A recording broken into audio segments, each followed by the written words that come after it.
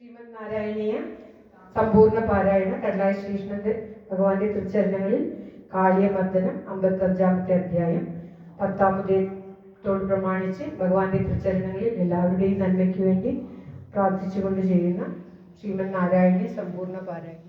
ഓം നമോ ഭഗവതേ വാസുദേവായ. ഓം ശ്രീകൃഷ്ണ പരമാത്മനേ നമഃ. ഹരേ രാമ രാമ രാമ ഹരേ ഹരേ. അധവാരിണി ഘോരതരം ഫണിനം പ്രതിവാരയിതും കൃതധീർഭഗവൻ ദ്രുതമാരിധീരഗണീപതരും വിഷമാരുതശോഷിത വർണ്ണജയം അധിരുഹ്യ പദാംബുരുഹേണ ചതം നവപല്ലവതുല്യ മനോജ്ഞരുച ഹൃദവാരിണി ദൂരതരമ്യപദ പരിഘൂർണിതഘോര തരംഗഗണേ ഭുവനത്രയഭാരഭൃതോ ഭവതോ ഗുരുഭാരവികമ്പി വിജൃംഭിജലാ പരിമജ്ജയതി സ്മ ധനുഷ്യദകം തടിനീ ഝടിതി സ്ഫുടഘോഷവതി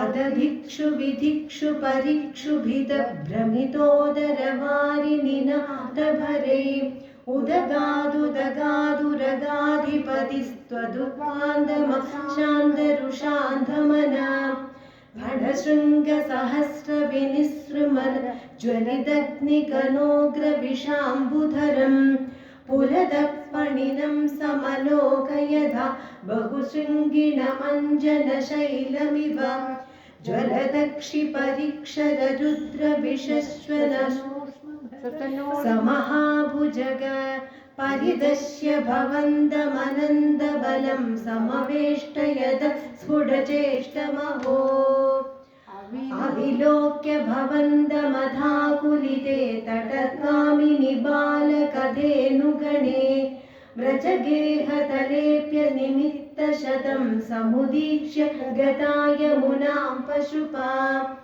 അഖിലേഷു വിഭോ ഭവദീയദശമാവലോക്യ ജിഹാസുഷു ജീവഭരം മണിബന്ധനമാശു വിമുച്യ ജവാദുദഗമ്യത ഹാസജുഷാ ഭവത അധിരുഹ്യ തതഃ ഫണിരാജഭവനാൻ നൃതേ ഭവതാ മൃദുപാദരുച കലശിഞ്ചിതനൂപുരമഞ്ജുമിളത്കരകങ്കണസങ്കുല സംഗണിതം ജഗൃഷു പശുപാസ്തു മുനയോ വവൃഷു കുസുമാനി സുരേന്ദ്രഗണാ ത്വയി നൃത്യതിമാരുതഗേഹപദേ പരിപാഹി സമാം ത്വമദാന്തഗദാത്. സർവത്ര ഗോവിന്ദ നാമ സങ്കീർത്തനം. ഗോവിന്ദ ഗോവിന്ദ. ഓം നമോ ഭഗവതേ വാസുദേവായ.